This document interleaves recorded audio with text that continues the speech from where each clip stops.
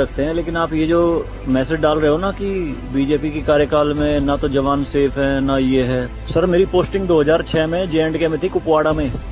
वहां पे बॉर्डर पे एक रूल था, no first fire no more than 11 NM, यानी कि जब तक पाकिस्तान की तरफ से एक भी फायर नहीं आ जाता तुम कोई फायर नहीं करोगे। नो मोर देन 11 mm मतलब वो हमारे ऊपर RPG चलाएं, मोटरार चलाएं, कुछ भी चलाएं, हम 11 mm से ऊपर का राउंड नहीं चला सकते थे वहां पे। मेरे हाथ पे ओम गुदा हुआ है। इस ओम के गुदे होने की वजह से मुझे हाथ में रुमाल बांध के ड्यूटी करनी पड़ती थी वहां पे। अगर उनको ओम दिख गया ना तो छोटे छोटे बच्चे पत्थर मारना शुरू कर देते थे।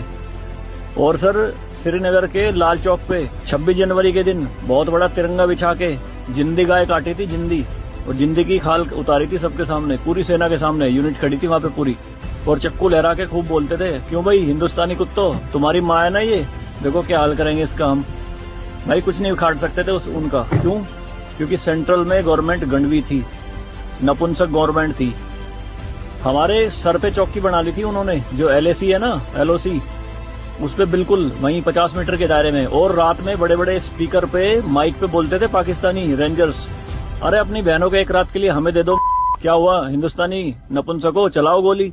कुछ नहीं कर सकते थे उनका। 2014 में जब गवर्नमेंट चेंज हुई तो सेना अध्यक्ष बिपिन रावत साहब जब उनसे मिले तो उन्होंने बताया कि बॉर्डर के हालात खराब है सर, छूट नहीं है जवानों को कुछ भी। तो PM मोदी ने कहा था कि छूट मेरी तरफ से पूरी है, मैं नहीं जाऊंगा वहां लड़ने, तुम जाओगे। आज की डेट में आप मुझे एक भी चौकी बता दो अगर वहां ढूंढने से मिल जाए। दूरबीन लगा के देखनी पड़ती है पहाड़ों में, वो भी बंकरों में है अंदर, सारी लगा दी उन्होंने तोप उड़ा के। शांति काल में आप 155 mm की बोफोर्स टाइप की तोप नहीं चला सकते, यूएनओ का रूल है। लेकिन 2014 में ये बोफोर्स भी चली J&K में पाकिस्तान की तरफ चौकी उड़ाने के लिए। तो सर ये मत कहिए कि बीजेपी के कार्यकाल में जवान मर रहे हैं, ये हो रहा है।